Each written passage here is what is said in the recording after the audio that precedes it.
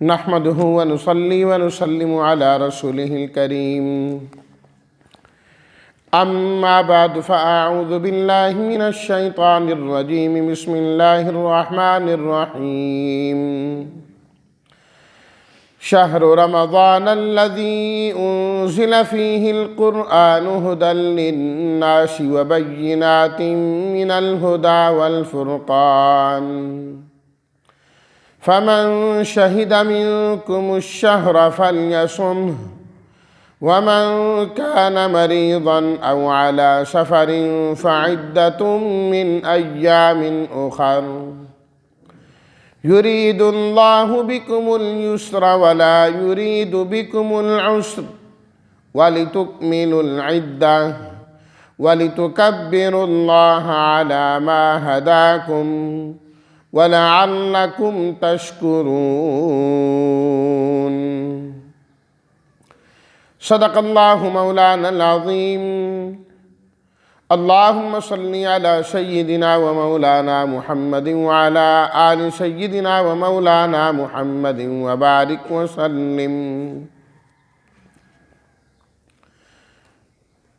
رمضان کا مہینہ وہ ہے جس میں قرآن اتارا گیا، جو ہدایت دینے والا ہے لوگوں کو، اور واضح نشانیاں ہیں ہدایت کی اور حق و باطل کے درمیان فرق کی۔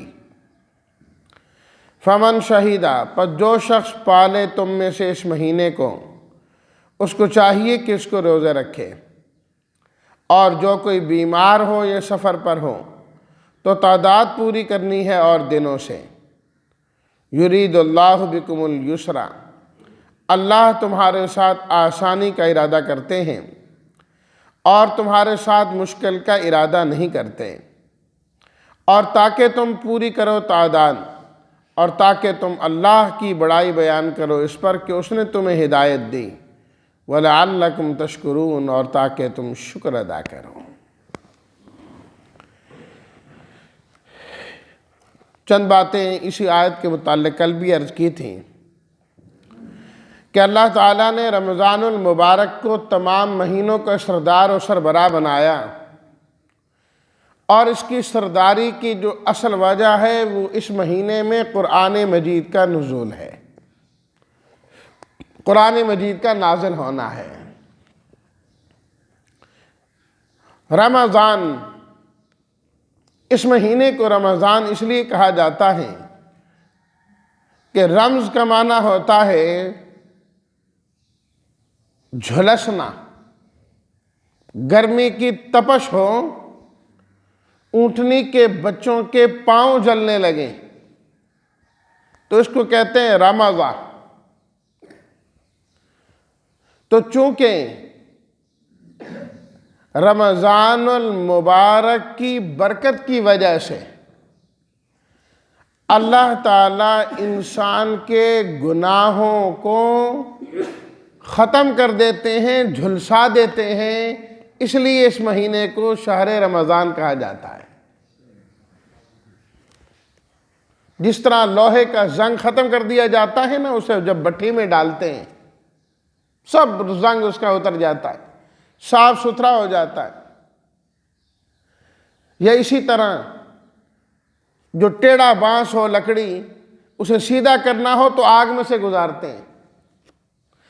اسی طرح انسان کو جب سیدھا کرنا ہو تو رمضان کے مہینے سے گزارتے ہیں اسے۔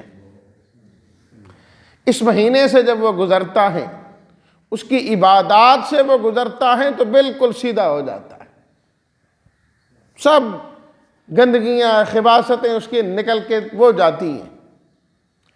اس لیے نبی کریم صلی اللہ علیہ وسلم نے ارشاد فرمایا، من صام رمضان ایمانا واحتسابا غفر له ما تقدم من ذنبه، جس نے رمضان کے روزے رکھے ایمان کے ساتھ اور ثواب کی نیت سے، اللہ اس کے سارے گناہوں کو معاف کر دیتے ہیں۔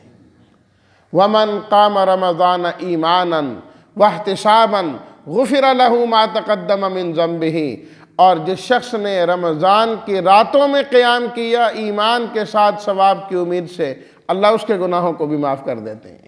وَمَنْ قَامَ لَيْلَةَ الْقَدْرِ ایمانا واحتسابا غفر لہ ما تقدم من ذنبہ، جس نے لیلۃ القدر کا قیام کر لیا انہی دو شرطوں کے ساتھ اللہ اس کے گناہوں کو بھی معاف کر دیتے ہیں۔ اور فرمایا الصیام جنۃ، روزہ تو ڈھال ہے، ڈھال۔ جو روزہ رکھتا ہے وہ ڈھال بن جاتا ہے، اب جہنم کا عذاب اس کی طرف نہیں آ سکتا اور یہ جہنم میں نہیں جا سکتا۔ اللہ اکبر۔ اور فرمایا کہ جب رمضان شروع ہوتا ہے تو جنت کے دروازے کھل جاتے ہیں، جہنم کے دروازے بند ہو جاتے ہیں۔ تو الغرض اس رمضان کی برکت کی وجہ سے اللہ تعالیٰ گناہوں کو یوں سمجھو کہ جلا کے رکھ دیتے ہیں، اس لیے اس مہینے کو رمضان کا مہینہ کہا جاتا ہے۔ اگرچہ اور بھی وجوہات بیان کی، لیکن یہ وجہ سب سے مزیدار اور خوبصورت ہے، اور جو ان آیات اور احادیث کی روشنی میں زیادہ تر سمجھ میں بھی آنے والی ہے۔ انزل فیہ القرآن، قرآن اتارا گیا۔ قرآن قرأ یقرأ سے اس کا معنی ہوتا ہے پڑھنا۔ اس کے نام میں اشارہ ہے اس بات کی طرف کہ یہ کتاب اس لیے نازل نہیں کی گئی کہ بطور برکت کے اس کو رکھ دینا ہے۔ فرمایا کہ یہ وہ کتاب ہے جسے مسلمانوں نے پڑھنا ہے، اس کے الفاظ کو بھی، اس کے معانی کو بھی، اور عملاً بھی اس کو اختیار کرنا ہے، کیونکہ ہم نے اس کو بنایا ہی قرآن ہے۔ تورات اس کا معنی ہوتا ہے قانون، انجیل اس کا معنی ہوتا ہے بشارت، زبور کا معنی ہے صحیفہ، اور قرآن کا معنی ہے وہ کتاب جو پڑھی جانے والی ہے۔ اور آج پوری دنیا کے اندر سب سے زیادہ پڑھی جانے والی کتاب، اگرچہ ایک تحقیق کے مطابق سب سے زیادہ چھپنے والی کتاب انجیل ہے، چھاپا اسے جاتا ہے، مفت تقسیم کیا جاتا ہے، اور ایک بہت بڑی آبادی ان عیسائیوں کی ہے، وہ چھاپتے ہیں، لیکن پڑھی جاتی جو اللہ کی کتاب ہے وہ قرآن مجید ہے۔ دیکھ کے پڑھی جا رہی ہے، زبانی پڑھی جا رہی ہے۔ اللہ اکبر۔ ہر سال ہزاروں لاکھوں حافظ اس کے پیدا ہوتے ہیں۔ کئی سال ہو گئے ہمارے اس ملک میں تقریباً جو وفاقوں کا امتحان دیتے ہیں، جو ہمارے مدارس کے وفاق بنے ہوئے ہیں، وہ 70,000 سے زیادہ حفظ کے طالب علم ہیں جو ہر سال امتحان دیتے ہیں۔ ایک ملک کی بات ہو رہی ہے، اور یہ کسی بھی ملک کی تعداد سے سب سے زیادہ تعداد ملک پاکستان کی ہے۔ یہ اعزاز اللہ تعالیٰ نے اس ملک کو عطا کیا اور یہاں کے مدارس کو عطا کیا ہے۔ اللہ اکبر۔ پوری دنیا اور بما پاکستان کے سب علم حاصل کرنے امریکہ، کینیڈا، آسٹریلیا جاتے ہیں۔ یہ ان مدارس کا فیضان ہے کہ دینی تعلیم حاصل کرنے سارے پاکستان آتے ہیں۔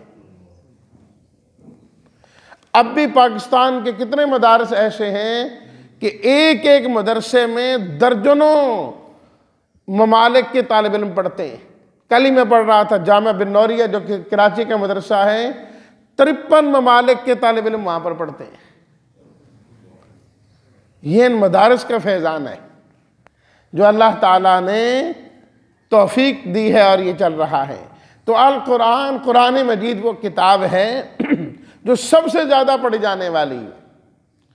24 گھنٹوں میں کوئی وقت ایسا نہیں آتا کہ دنیا کے اندر قرآن مجید کی تلاوت نہ ہو رہی ہو۔ نماز میں تلاوت ہو رہی ہوتی ہے، اونچی آواز میں ہو رہی ہوتی ہے، باقی پڑھنا تو اپنی جگہ میں ہے۔ ہر وقت پوری دنیا میں یہ قرآن مجید کی تلاوت ہے۔ اللہ نے اس کتاب کا نام ہی القرآن رکھا ہے، ھدی للناس۔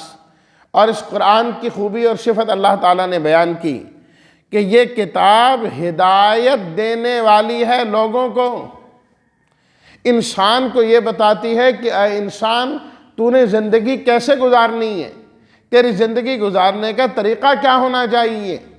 یہ نہیں کہ اللہ تعالیٰ نے انسان کو پیدا کیا اور چھوڑ دیا بیکار، اب جو چاہے مرضی کرتا رہے۔ جس طرح چاہے یہ زندگی گزارے، نہیں، انسان ایک چھوٹی سی مشین بناتا ہے، تو جب مشین بنا لیتا ہے تو بنانے والے کی جانب سے باقاعدہ ہدایت نامہ جاری کیا جاتا ہے، وہ اس کے ساتھ ملتا ہے۔ اور آج کل تو اچھا کپڑا، سویٹر، ایسی چیزیں خریدیں، کمبل خریدیں تو اس کے ساتھ بھی ہوتا ہے، اس کو کیسے دھونا ہے، مشین میں دھونا ہے کہ نہیں دھونا، کس طریقے سے دھونا ہے۔ بھئی اتنی چھوٹی چھوٹی چیزوں کو اپنی مرضی سے استعمال نہیں کر سکتے، اس طرح اس کو استعمال کرنا ہے جس طرح بنانے والے نے بتایا ہے، تب وہ چیز صحیح رہے گی۔ اللہ تعالیٰ نے اشرف المخلوقات انسان کو بنا کر اور پیدا کر کے بیکار چھوڑ دیا، یہ کیسے ہو سکتا ہے؟ نہیں، اللہ نے اس انسان کی ہدایت اور رہنمائی کا بھی پورا بندوبست کیا ہے، پورا بندوبست کیا ہے۔ تو اس لیے فرمایا ھدی للناس، یہ قرآن مجید لوگوں کو ہدایت دینے والا ہے، لوگوں کی رہنمائی کرنے والا ہے۔ وہ بتلاتا ہے اے انسان تو نے اپنی زندگی کیسے گزارنی ہے، کس طرح گزارنی ہے، اس کے مطابق اگر انسان چلے گا تو انسان رہے گا، انسان رہے گا۔ اگر اس کے مطابق یہ نہیں چلے گا پھر یہ انسان نہیں۔ خود قرآن مجید میں اللہ تعالیٰ نے فرمایا کہ پھر ہمارے نزدیک یہ چوپایا بلکہ اس سے بھی زیادہ حقیر اور ذلیل ہو جاتا ہے۔ اولئک کالانعام بل ہم اضل، نہیں، فرمایا پھر انسان، وہ جانور اس انسان سے بہتر ہوتے ہیں۔ جب انسان اس ہدایت نامے کے مطابق نہیں چلتا، وہ عام مشین جب ان ہدایت ناموں کے مطابق نہ چلائی جائیں خراب ہو جاتی، برباد ہو جاتی ہیں۔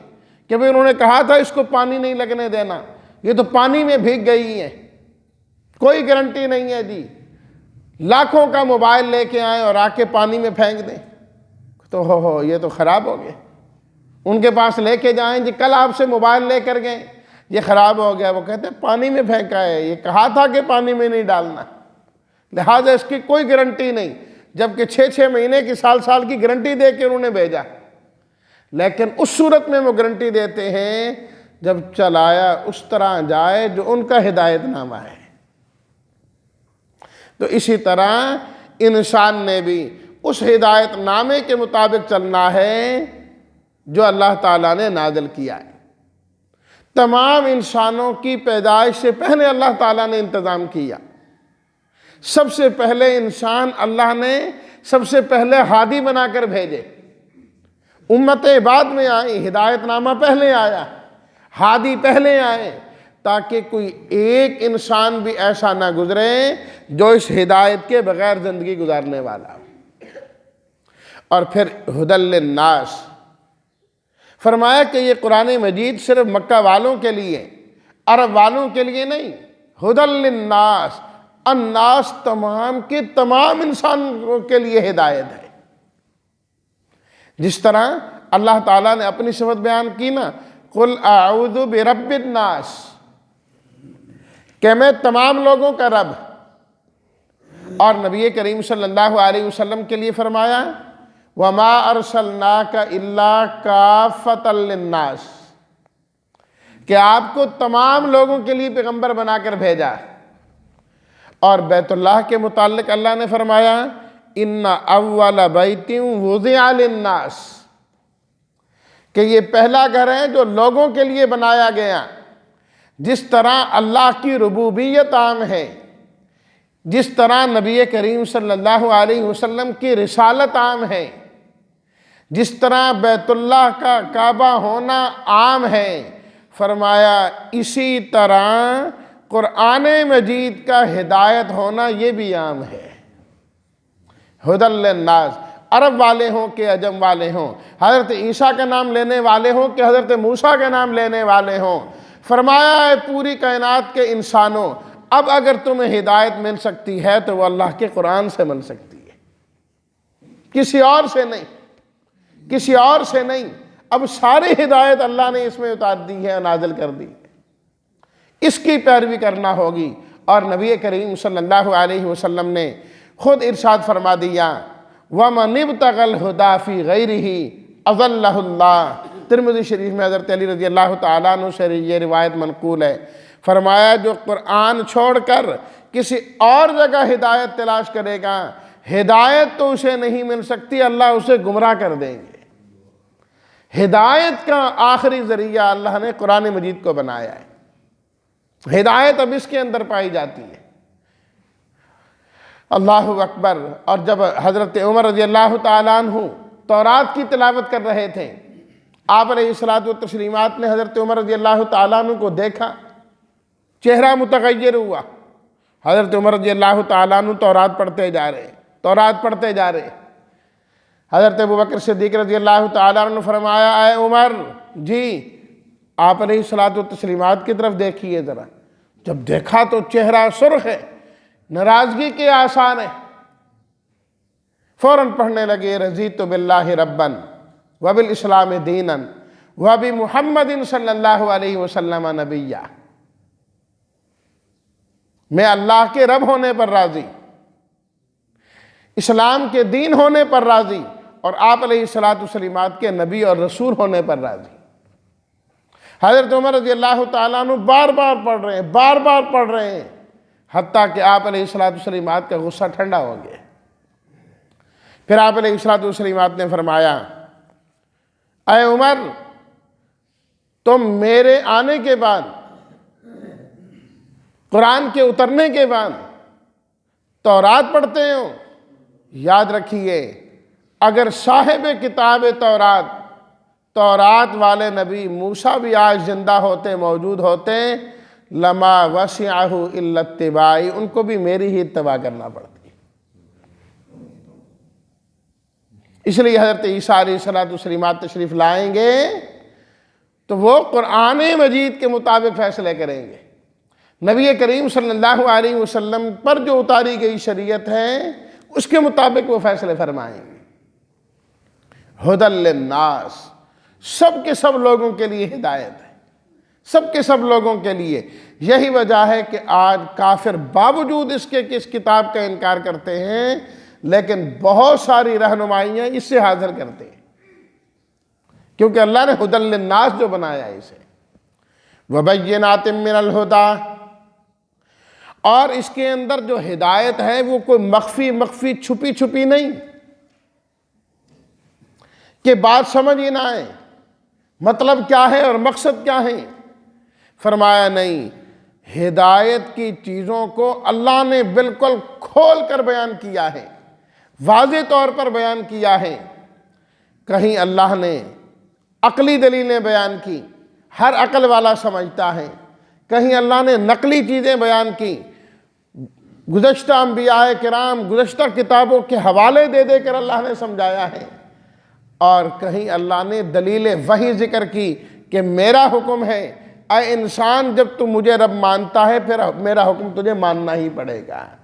فرمایا کہ ہم نے ہدایت کی روشن اور واضح دلیلیں بیان کی ہیں کہ جب انسان ان واضح اور روشن دلیلوں کو دیکھتا ہے، سنتا ہے، سمجھتا ہے، تو انسان کا دل پکار اٹھتا ہے کہ واقعتاً پروردگار تو نے سمجھانے کا حق ادا کر دیا ہے۔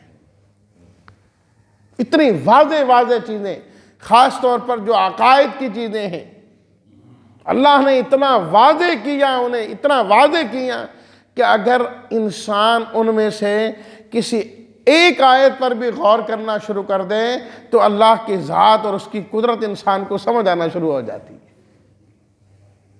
بشرطے کہ انسان ڈوب کر پڑھے قرآن کو، کہ جب قرآن پڑھ رہا ہے ادھر ادھر کے تفکرات نہ ہوں، ادھر ادھر کی سوچیں نہ ہوں، نہ پوری توجہ انسان قرآن کی طرف کرے تو صحیح معنی میں پھر قرآن انسان کے اندر کو بدلنا شروع کر دیتا ہے۔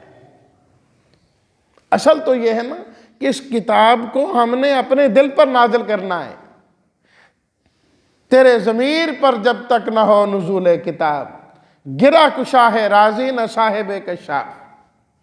کہ جب تک ہم اپنے دل پر اس کو نہیں اتاریں گے، امام راضی کی تفسیر پڑھ لیں یا کشاف پڑھ لیں، فرمایا کچھ نہیں حاصل ہوگا۔ جب دل متوجہ کر کے بیٹھیں گے اللہ ساری دنیا بدل کے رکھ دیں گے انسان کی۔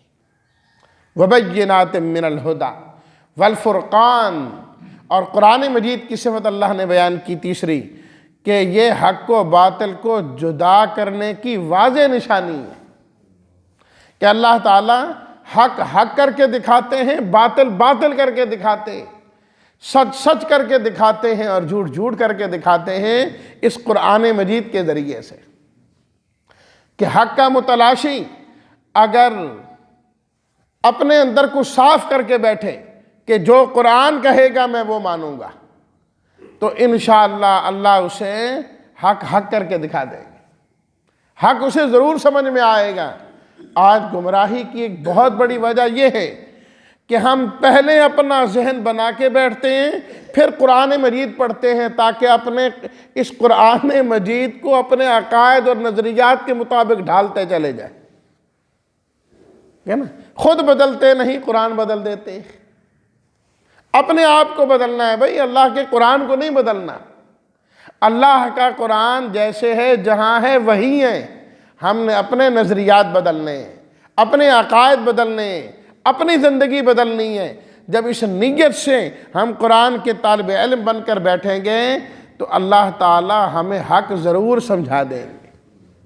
اللہ تعالیٰ نے وعدہ کیا وَالَّذِينَ جَاهَدُوا فِينَا لَنَهْدِيَنَّهُمْ سُبُلَنَا، کہ وہ لوگ جو ہمارے راستے میں جد و جہد کریں گے، محنت کریں گے، حق کے متلاشی بن کر قرآن کے سامنے آئیں گے، لَنَهْدِيَنَّهُمْ سُبُلَنَا، ہم ان کے سامنے راستے کھول دیں گے، راستے کھلتے چلے جائیں گے، اور انسان کو اللہ کے احکامات پر اور دین پر یقین پیدا ہونا شروع ہو جاتا ہے، اطمینان آنا شروع ہو جاتا ہے، سکون مل جاتا ہے وہ کام کر کے۔ لیکن یہ کیفیت تب بنتی ہے جب انسان صحیح معنی میں قرآن کا طالب علم بن کر بیٹھے، خالی ذہن بن کر بیٹھے۔ تو یہ اللہ نے قرآن کی صفات بیان فرمائی ہیں، فرمایا ایسا شان والا قرآن اللہ نے رمضان میں نازل کیا ہے تو رمضان کی شان بلند و بالا ہو گئی۔ اللہ ہمیں رمضان کی قدر کرنے والا بھی بنائے اور قرآن کی قدر کرنے والا بھی بنائے۔ وآخر دعوانا ان الحمد للہ رب العالمین۔